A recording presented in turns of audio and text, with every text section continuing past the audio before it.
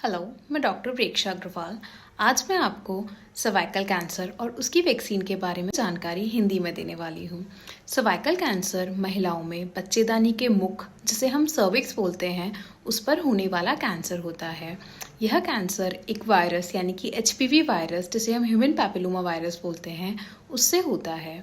यह वायरस हमारी बॉडी में एंटर होने से लेकर कैंसर होने तक का समय 15 से 20 साल लेता है। तो जब ये वायरस हमारी बॉडी में आता है तो बहुत लोगों का इम्यून सिस्टम अच्छा होता है, जिसके कारण यह वायरस शुरू में कोई सिम्टम्स नहीं दिखाता और ये कुछ चेंजेस करता है हमारी सर्विक्स में, जिसे हम पहचान सकते हैं। तो वो चेंजेस क्या होते हैं? जब ये वायरस अगर किसी फीमेल में गया है तो वो उसकी सर्विक्स में जो सेल्स होते हैं उसमें कुछ असामान्यता यानी कि एबनॉर्मैलिटी लाता है, जिसे हम डिस्प्लेजिया बोलते हैं। और ये जो डिस्प्लेजिया होता है ये प्री कैंसरस स्टेट होती है, यानी कि अभी कैंसर नहीं हुआ है, कैंसर से पहले कुछ चेंजेस हुए हैं, जिसे हम एक टेस्ट, जिसे हम पैप्समियर टेस्ट बोलते हैं, उससे आसानी से पहचान सकते हैं।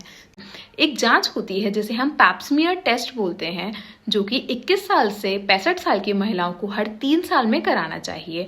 अगर वो हर 3 साल में ये टेस्ट कराती हैं तो अगर HPV वायरस उनके अंदर आया होता है और उसकी वजह से वो कुछ सर्विक्स में चेंजेस करता है तो वो यह जांच से डिटेक्ट हो जाते हैं और हम सर्वाइकल कैंसर होने से पहले ही कुछ छोटा सा इलाज या प्रोसीजर करके उस कैंसर को होने से रोक सकते हैं। तो अब ये पैप्समियर टेस्ट क्या होता है?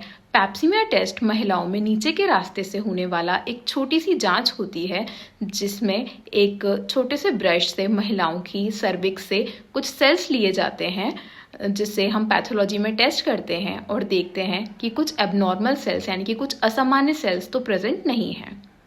अगर हम सर्वाइकल कैंसर के सिम्टम्स की बात करें तो यह और भी कई सारी बीमारियों के सिम्टम्स होते हैं, बट अगर हम कुछ मेन सिम्टम्स की बात करें तो असामान्य रक्तस्राव यानी कि एबनॉर्मल मेंस्ट्रुअल ब्लीडिंग, महीने के दौरान बहुत ज़्यादा ब्लीडिंग होना, या फिर 2 महीने के बीच में ब्लीडिंग होना, या फिर इंटरकोर्स के बाद ब्लीडिंग होना, या फिर अगर किसी महिला के महीना बंद हो गया है उसके बाद ब्लीडिंग होना, जिसे हम पोस्ट मेनोपॉजल ब्लीडिंग बोलते हैं। उसके साथ में वाइट डिस्चार्ज जाना, जो कि बहुत ख़राब स्मेलिंग हो, पेट में नीचे की तरफ दर्द रहना, बार बार इन्फेक्शन होना, खुजली होना और इन्फेक्शन का नहीं जाना। तो इस केस में हमें अपने डॉक्टर को दिखाना चाहिए और जांच करानी चाहिए।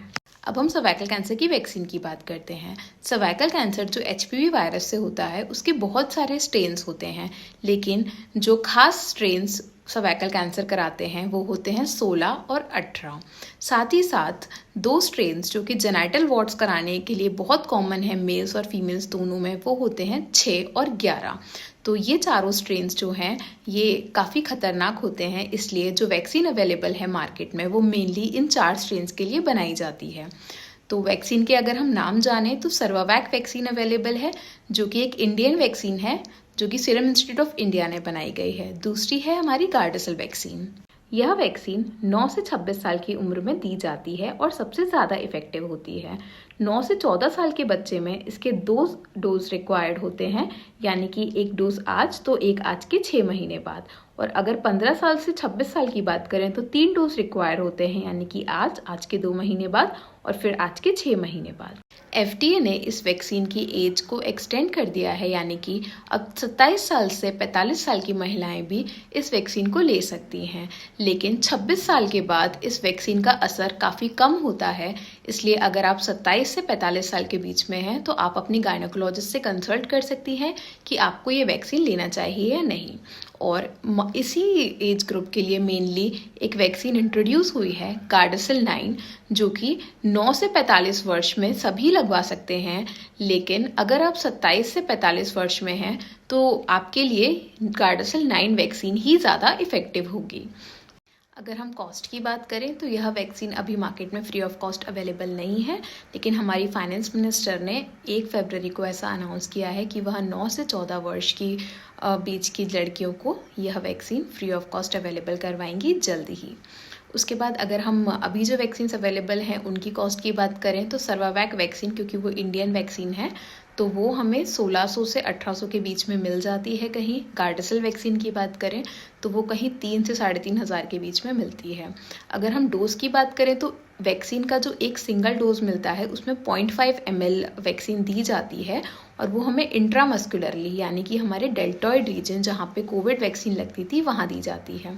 अगर हम वैक्सीन के साइड इफ़ेक्ट्स की बात करें तो इसके कुछ ऐसे साइड इफ़ेक्ट्स नहीं होते, वही साइड इफ़ेक्ट्स जो कि कोविड-19 वैक्सीन के बाद हमें मिले थे, यानी कि जहाँ इंजेक्शन लगेगा वहाँ थोड़ा दर्द का होना या किसी किसी को थोड़ा बहुत बुखार आना जो कि 1 या 2 दिन में ठीक हो जाता है, वही इसके साइड इफ़ेक्ट्स होते हैं।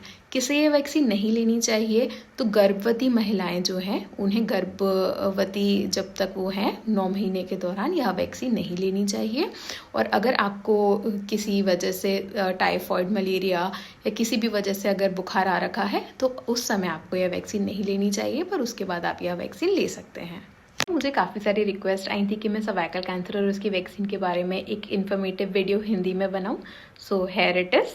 Hopefully you like it. Thank you so much.